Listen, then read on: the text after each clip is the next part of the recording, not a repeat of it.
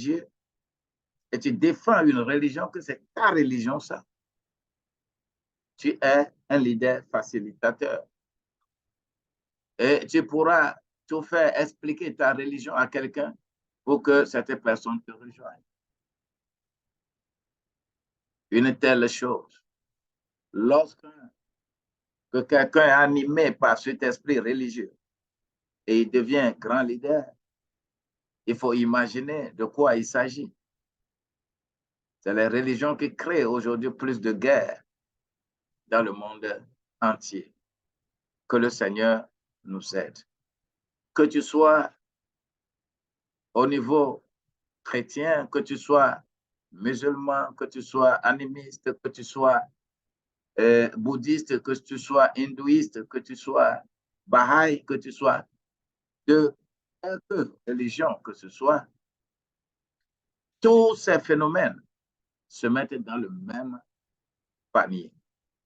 Et c'est des gens superbement rapides dans leur mental pour pouvoir convaincre l'autre afin de les rejoindre. Je vois de temps en temps sur TikTok quelqu'un qui dit au moment où Jésus n'était pas là, Marie, elle adorait quel Dieu? Un Dieu adorait Dieu. Il adorait son fils. Tout ça là sont des conneries des humains. Parce que tu ne comprends pas. On ne peut pas analyser des choses spirituelles par le mental de cette manière-là. Cela veut dire que tu ne comprends rien. Au 5e niveau, commencent les choses les plus sérieuses. Et pourquoi? Parce qu'il y a des gens qui sont animés rien que par la cohésion d'un peuple. N'importe d'où tu viens, ça là ne les intéresse pas. Pour eux, il faut que tout le monde soit ensemble. La cohésion. C'est là où commence l'agissement spirituel. Le spirituel,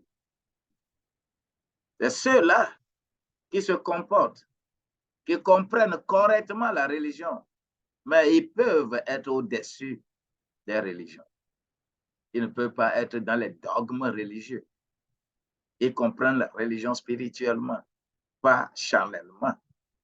On les appelle des leaders intégrateurs. Et c'est ça le rôle que Jésus lui-même a joué sur la terre, dans Jean 1, verset 14.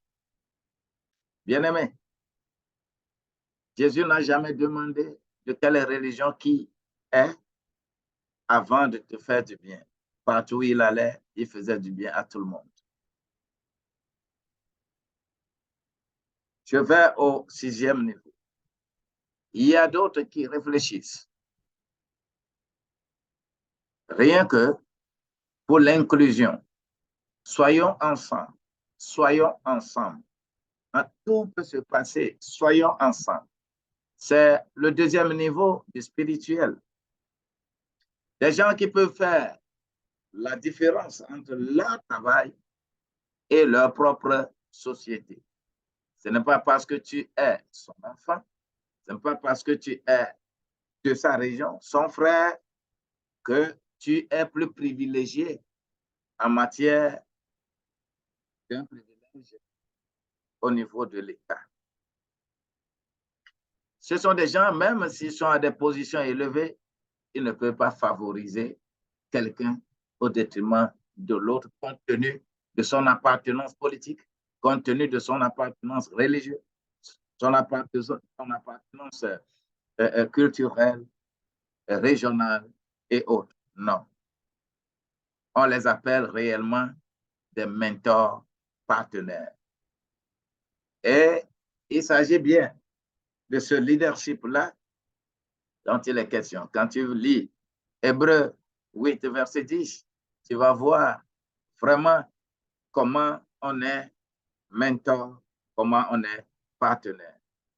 D'autres vont inclure là-bas le coaching, avec une légère différence entre le coaching et le mentor.